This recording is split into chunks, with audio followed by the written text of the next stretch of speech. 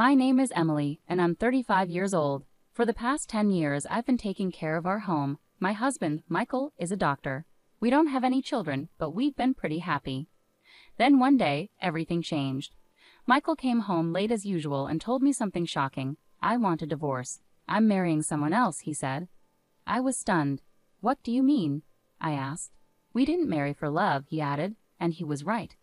Our marriage was more of an arrangement. His parents wanted him to marry, and I seemed like a good match. We barely knew each other before we got married. The only thing we really had in common was our last name. Looking back, maybe I liked the idea of sharing the same last name, so we rushed into marriage, and for a while, things were okay. I never thought we'd end up divorcing after 10 years. Even though our marriage wasn't based on love, we'd been together for so long. But now, out of the blue, you want to marry someone else. When did you start betraying me? I asked, but Michael denied it. He said he met this nurse at the hospital about a year ago and was attracted to her charm. He said he was tired of living with someone as boring as me. I was shocked and hurt. How can you say that after all these years? I asked, but Michael was cold. He said living with me had been like hell, and he was done. I agreed to the divorce, even though it broke my heart. Then Michael revealed something else. We don't even need to go through the legal process because I never officially registered our marriage. We were just living together, not legally married. I felt betrayed and angry. Michael had kept this secret from me all these years, and now he was using it to avoid giving me anything in the divorce. The day we thought our marriage would be registered was actually the day it officially ended. I couldn't go because of an urgent matter, he said, but it turns out I never submitted it. Not submitted? Are you joking? We've been living as a married couple for 10 years. It's impossible that you didn't submit it, I exclaimed. Normally, yes. But I made that rule at the beginning. If you went to the office, everything would be ruined. When we got married, we made some rules. I, as a homemaker, would handle all the household chores. I was on an allowance and part-time work was prohibited. And Michael would handle all governmental and official matters. Why would you do such a thing? I asked. Because I was about to be forced into a marriage with someone I didn't love. I wasn't going to submit it easily. I was saving marriage for someone I truly wanted to be with. Then you should have refused the marriage proposal in the first place. I couldn't refuse. My parents are stubborn and wouldn't listen. What would have happened if I said I didn't want to marry? Plus, I wanted a housekeeper. I'm a busy doctor and can't often tend to household chores, so I decided to marry you as a housekeeper. It was a good deal for you too, right? You could eat well and have a roof over your head without working. You seemed desperate to get married too. Maybe you felt pressured because your friends were getting married. Even though we weren't actually married, you were seen as the woman who married a doctor. This 10-year relationship was a win-win for both of us. That's all it was, and it ends today. You should be grateful for the good times you had. Now you have to live on your own without relying on others. I can't believe this. Oh, and one more thing. Don't tell my parents about this. If you do something unnecessary, you know what will happen to your father, right? My father runs a medical equipment sales company and has a contract with the hospital where Michael works. Our marriage was how this connection was made. Michael was threatening me, implying that if I told his parents, he would sever the contract with my father's company. It's your fault for being deceived. How pitiful to be thrown out with nothing, he said, laughing. But the one who would be thrown out without knowing anything was actually him. I couldn't help but burst into laughter. What's so funny all of a sudden? He asked. I can't believe you became a doctor with that kind of knowledge, I said. What do you mean? He asked. I knew all along about your mistress and that you didn't submit our marriage registration. That's impossible. That's why I've been preparing, waiting for the day you'd bring it up yourself. I continued, I had a gut feeling about your infidelity for the past 6 months, but I lacked solid evidence to confront you. So I decided to hire a private investigator to look into your affair. The investigator told me, ma'am, there are 2 things I need to tell you. The first is that your husband is indeed having an affair. We got evidence of him entering a hotel with a nurse from his workplace. And the second is from their conversations. There's a possibility that you two are not legally married. Not legally married? What does that mean? I asked. I'd overheard your husband and his mistress at a cafe, the investigator continued. He said they didn't need to worry about alimony or property division since they never submitted a marriage registration. What? I can't believe it. We've been living as a married couple for 10 years. I don't know why he didn't submit the marriage registration. That's why he never let me handle any official procedures. Yeah, that seems to be the case. I can't believe this. How could this happen? It's unusual to hear about not submitting a marriage registration for 10 years, but it's not unheard of. This is too much. Am I just supposed to accept this? If we were never married from the start, there's nothing I can do. Not necessarily. What do you mean?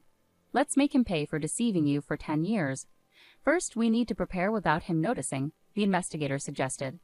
So I started preparing with the investigator to take action against my husband. So what if you knew we were never legally married from the start? Does that justify your actions with other women? Do you think you can avoid taking any responsibility? He said, trying to dismiss his actions. You called me pitiful for not knowing the truth, but it turns out you were the one who was pitiful. What do you mean? We're considered to be in a common law relationship on paper. So what? You might not know, but you can actually claim alimony and divide property in a common law relationship. What? He didn't know that not registering our marriage would come back to bite him. In a common law relationship, you can make claims. It's not widely known, but it's possible. Of course, there are conditions. From what I see in your case, it seems you meet those conditions. What are these conditions? The common law relationship is established based on two main criteria. First, both parties must have intended to marry. It's not just about living together, there must be a mutual intention to marry. This can be shown through things like having a wedding ceremony or being recognized as a couple by others. We did have a wedding ceremony, and our families and friends recognize us as a couple. So we meet the first criterion. The second criterion is living as if married. This includes sharing a household for more than 3 years. You've been living together as a couple for over 10 years. As a homemaker, you've obviously shared the household finances. This is recognized as a marital relationship. So that means if you can provide proof of what we discussed, you can claim alimony and divide property. I'm not an expert in this area, so I'll introduce you to a lawyer. You can work with them to bring him down. After consulting the lawyer I was referred to, I learned that I could indeed claim alimony and property division from my husband. I'm going to demand alimony and property division from you, I informed my husband, who turned pale. His confidence, which had been evident just a moment ago, was gone. But even if you can claim alimony and property division, you're just an unemployed woman. Do you plan to rely on your parents after being kicked out? He asked. Didn't I say I was preparing? I've already found a job starting next month. I've also found a new place to live. Don't worry about me. You thought I, a clueless homemaker, would be helpless, but the tables have turned. I'll make sure to discuss this with your parents, just so you know. Do you not care what happens to your father? If they want to break the contract, let them. Sure, you were the link to the hospital, but the contract continued because of my father and his company's efforts. Whether or not they keep the contract is up to them. Let's see if they'll break a contract just because the doctor's wife of 10 years was a lie. Try saying that. My father and I won't be affected if the contract is broken over this. It only shows the depth of their trust. We'll just find another hospital to partner with, I said firmly, taking out my phone. You're not calling your parents, are you? He asked nervously. That's exactly what I'm doing. Our parents think we're still married. It's only natural to inform them if this relationship is ending. To my surprise, my husband began to apologize. Please let me talk to them. Don't call. Why? You know how strict my parents are. If they find out about this, it's over. What does that have to do with me? Huh? You're asking me not to tell the truth because your parents are strict? Are you kidding? You could have refused to marry me from the start if you didn't intend to. After 10 years of a marriage based on lies, you're afraid of your parents finding out. I can't accept such a convenient story, but I can accept telling them the truth. I'll make sure both your parents and mine know everything. And so I called both sets of parents. All 4 were shocked upon hearing my story, and a meeting was promptly arranged at our house. I've heard everything over the phone. Is it true that you pretended to be married for 10 years without submitting a marriage registration? Speak up, you foolish son, my father-in-law demanded. It's true. I didn't submit it. Why did you do that? Didn't you think about how Emily would feel? I didn't have a choice. No choice? How can you say that? It's your fault, Mom and Dad. I didn't want to get married, but you started looking for a bride for me anyway, saying it was time. You arranged meetings and pressured me into marriage. But you agreed to it, didn't you? I had to agree. If I had refused, you would have caused a scene, so I decided to go through with it. If you were willing to marry, why didn't you register the marriage? I read about a man online who was in the same situation. He didn't want to marry but had to because of his parents. He lived as if married without registering, then revealed the truth when he found someone he truly loved. That's shocking. What happened to him in the end? Now he's married to the person he loves and has a real marriage, so I plan to marry my girlfriend too and have a real marriage. After hearing his explanation, my parents, who had been quiet until then, finally spoke up. A real marriage, huh? Maybe you didn't marry for love, but remember what you promised at the wedding?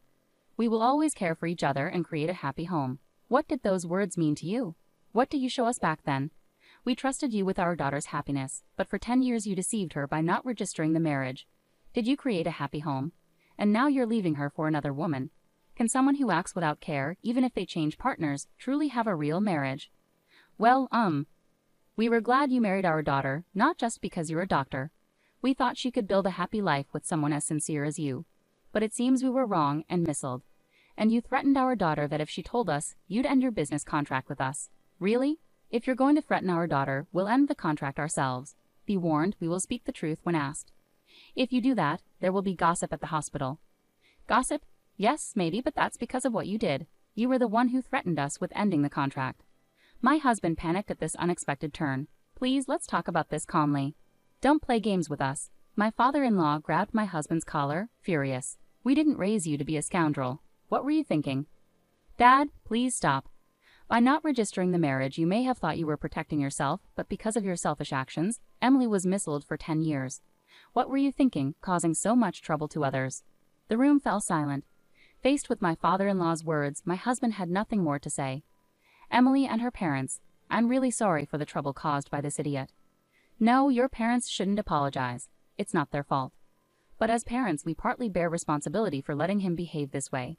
We'll take him home now and ensure he stops his reckless actions. We'll handle the aftermath properly. We're deeply sorry for all of this. With that, my husband was taken away by his parents to their home.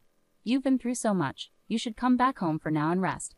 We'll figure out the next steps later. Don't worry about anything right now, my parents said kindly. Thank you, but I'm not going back home just yet. There are things I need to take care of. I declined and chose to stay in my own home. What I needed to do was prepare for the final settlement with my now ex-husband, gathering evidence for our common-law relationship.